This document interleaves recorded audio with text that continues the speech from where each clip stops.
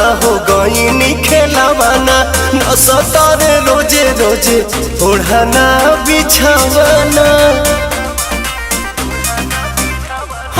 भइल जब से गवाना हो गईनी खेलावाना न सतारे रोजे रोजे ओढ़ाना बिछावाना।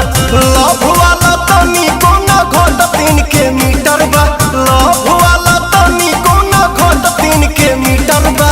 हाय हो दादा कैसन पियावा के चारी तरबा,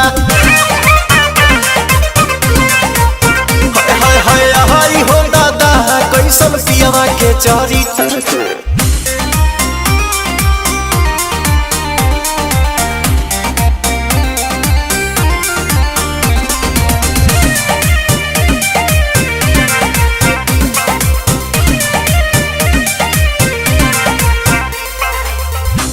तू बराइल हमर बड़े धधाइल रहता रे एकदम चौपाकी के।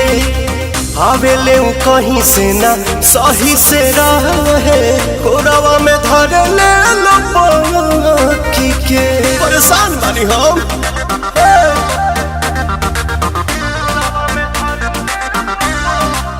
देह तू बराइल हमर बड़े धधाइल रहता रे एकदम चौपाकी के। आवेले कहीं से ना सही से रहे गोरावा में धरे ले लो पाकी के। उठी सुती हरदम निहारत हमर फिगर बा, उठी सुती हरदम निहारत हमर फिगर बा। आई हो दादा कैसन पियावा के चरित्र बा,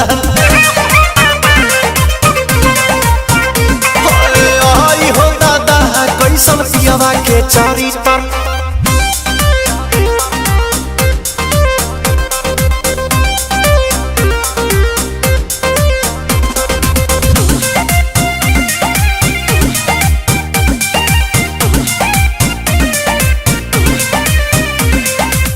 कैले दूर गति रात बुताई के बाती रहले न तनी कोई थाम के। भैनीला चाहरे ऐसन पाई के भतार हो रहन न भावे पवन के हो।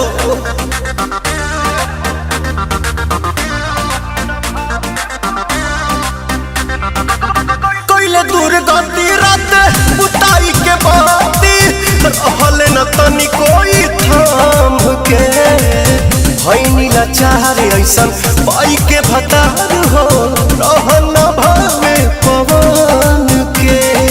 नहीं जानी मनवा के काफी इनका भीतर बा, नहीं जानी मनवा के काफी इनका भीतर बा।